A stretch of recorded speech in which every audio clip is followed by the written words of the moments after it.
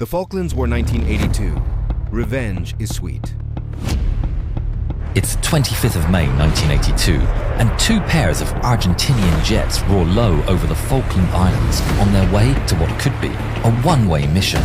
They're led by Captain Pablo Carballo, and he and his men are flying old and poorly equipped A4 Skyhawk jets loaded with bombs. Their mission is to destroy the British ships HMS Coventry and HMS Broadsword. The Argentinians have captured the Falkland Islands, or the Malvinas as they call them, and they need to destroy the ships if they're to hold on to them. The Argentinians know that two ships have moved closer to the islands to cover ground troops, islands that give them the chance to approach undetected by British radar. Entrando a tu rango, no escalen por ninguna razón. The Skyhawks fly as low as they dare, hugging the contours of the island as they reach the enemy's radar range. The two ships are equipped with advanced anti-air missiles and powerful radars, which have been devastating to the Argentinian planes. The only way to evade detection is to stay low. On board HMS Coventry, Captain David Hart Dyke has his men on high alert. British Special Forces have warned him that the Argentinians have recently launched on a mission, but he's unaware that this time, his ship is the target. 4 detections on the radar screen confirms his worst fears. Full contacts bearing 225, range 30. Captain Hart Dyke immediately orders a crew to action stations and alarms blare on both ships. And swiftly, the mighty Sea Dart's surface-to-air missiles turn to bear. The Skyhawks, at the same time, approach Pebble Island and hug its contours. With expert flying, the Argentinians become invisible to the British radar, and on the Coventry, the contacts disappear. Contacts lost over Pebble Island. It's precisely what Captain Hart Dyke feared. Pebble Island is too close. The Sea Darts have a minimum range, so now they'll only be able to fire once, if they're lucky. Hart Dyke gets on the radio to Broadsword. Broadsword, what is your status? HMS Broadsword is equipped with shorter-range Seawolf missiles, better suited for a close-range fight. On the Skyhawks, Carballo brings his men as close to the ships as he can under cover of the land. His planes have no radar and no warning systems, but at 10 nautical miles distance, they can see the British ships. Comenzando el ataque. Buena suerte, capitán. He and his wingman, Lieutenant Carlos Rinque, make the charge and accelerate to maximum speed while skimming the waves. Aboard Coventry, the two Skyhawks immediately light up their radar. 2 hostiles bearing 192 low level. To add to the confusion, a British Harrier jump jet reports in. It's in the firing zone. Captain, friendly aircraft 20 miles out. A British plane and enemies in the same airspace. Should he fire? In a split-second decision, he chooses the missiles. Turn the Harrier away. Shoot missiles. But the operators still can't get a lock. The Argentinians are flying extremely low, mere feet from the sea. Carballo's canopy is covered in sea salt as he soars through the spray, so low that the radars struggle to track them. Aboard the Coventry, the men's hearts race as they see the enemy getting ever closer. The Sea Dart missiles are failing to lock. Captain Hart Dyke feels the dread of a wrong decision, praying for Broadsword's Seawolf missiles to do the job. Aboard Broadsword, the men can see the targets. The Skyhawks are flying so close, the Seawolf's radar detects them as a single aircraft. They lock the target as the Argentinians barrel down towards them. But then, the single contact splits into two, and the two sets of coordinates crash the missile guidance system. The missiles are not responding. Restart them. There's no time. Lookouts aboard Coventry see the Skyhawks with the naked eye and shout with alarm. In a last-ditch effort, HMS Coventry's deck guns turn to bear and open fire, soon joined by the roar of personal machine guns and rifles, sailors firing from all across the deck. Carballo sees the splashes of the shells striking the sea and the tracers of the British bullets drawing closer, refining their aim. The enemy ship is right there. He can taste victory. But the shells are getting closer. He can feel it. They're not going to make it. ¡Cambiar otro! He orders to swap targets, setting his sights on Broadsword. The two planes pull to the side and away from Coventry's guns, roaring by her deck as they line up their pass. The two Skyhawks pull the triggers and their 1,000-pound bombs are released. They fall down into the sea and splash onto the ocean's surface. It redirects them upwards as they bounce, skipping like stones. Broadsword sailors see the two massive bombs bounce twice as they head down towards them. One bomb hits the sea and sinks short of the broadsword, but the other doesn't. It punches straight into the side of Broadsword. It's deflected upwards and it bursts out of the deck. It flies on, tumbling as it falls into the sea, without exploding. Cabello is dismayed, but they're not done yet. Coming in behind them is the second flight of First Lieutenant Mariano Angel Velasco and Ensign Jorge Nelson Barranuevo. They are equipped with less powerful but more reliable 250-kilogram bombs.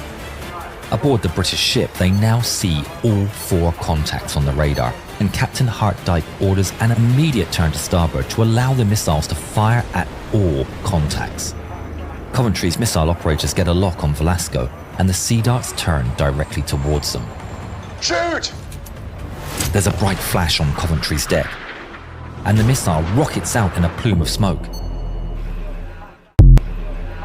Just as it does, Velasco and his wingman fly lower and lower over the water. They disappear from the British radar, and the missile goes straight. The sailors are aghast as the missile loses track and flies away. Velasco sees the missile fly off 500 meters to his right, but his eyes are locked on HMS Coventry. As he fast approaches, Broadsword, meanwhile, is restarting the missile systems as the Skyhawks fly in towards them. Sailors nervously stare at blank screens as they're on a race between the Skyhawk and the rebooting computers. Come on! The screens come to life and the sailors get to work. The Skyhawks are detected and appear on the Seawolf radar. The launches turn and the target is locked. But then, on their screens, they see HMS Coventry sail directly in front of the launcher. The Coventry is in the way! In their rush to cover all targets, they've blocked the only missiles that could actually fire. The Broadsword's captain tries to maneuver to get a clear shot, but it's just too late. In the Skyhawks, Velasco and Barranuevo are approaching their target. On the Coventry, Captain Hartdyke orders all turrets fire at will. Cannons and machine guns join in, firing with everything they've got at the incoming planes. The main 4.5-inch gun is sending its shells towards the sea. The men realize the sights are misaligned, but that's not the only malfunction. At the same time, the 20mm anti-air gun jams. The men desperately try to fix it as the Argentinian planes close. In a desperate attempt, sailors all across the ship open fire with their rifles. The sea churns and splashes as everything the British have is directed towards the advancing Skyhawks. But it's all too late. Echo over the intercom, and commanding officers order everyone to hit the deck. Men jump for cover and hold on, waiting for the inevitable. Velasco sees the enemy ship fill his view and pulls the trigger. His A4's 20mm cannons are unleashed, spraying a volley of lead across the ship's deck and superstructure. He holds the trigger down as long as he can. Then he releases his payload. The bombs fall away, arcing lazily across the air before slamming into HMS Coventry with force. They punch through the hull, the impact echoing through the ship as two almost hollow thunks. But there's no explosion. The second A4 roars overhead without dropping its bombs, the payload failing to release. Seconds drag on. The men start to get back up, looking around with fear and confusion. A voice comes through the intercom reporting damage. But they never get to finish their sentence. The bombs detonate. Two huge explosions rock HMS Coventry. In the air, the Argentinian pilots are elated to see smoke pouring from the Coventry. They've done it.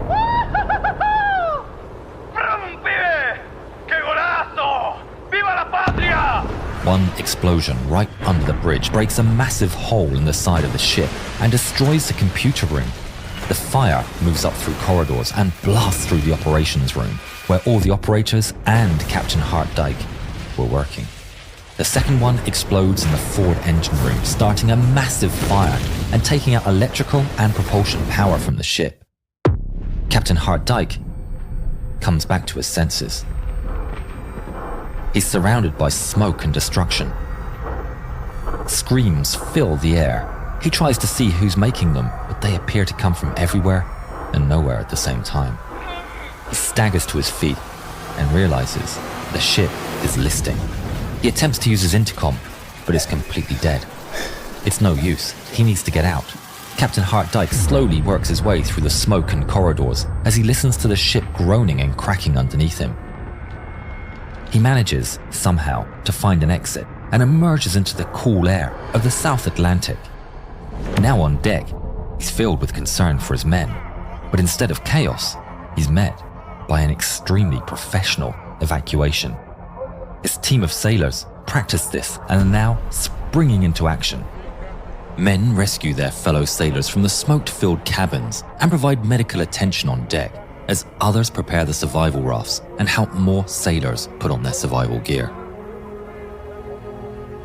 Hart Dyke feels the deck shift beneath his feet as the hull lists. He's dazed and wounded, and amidst the chaos, he has to sit down on the rapidly listing hull while others abandon the ship. All but Captain Hart Dyke. After all the men have gone, Hart Dyke is alone on the upturned hull of the Coventry. He casts one last look around the smoking ship. He's done his duty. And finally, as a last man aboard, he enters the last survival raft and drifts away from his command. Due to the professionalism of the British, 170 survivors would be picked up from the water by HMS Broadsword and the British rescue helicopters, but tragically, 19 lost their lives in the battle. All of the Argentinian pilots make it back to base and land successfully. They'd done it, but their victory did not turn the tide of the war. As the war escalated, my father shot down the aircraft, killing the pilot responsible. Revenge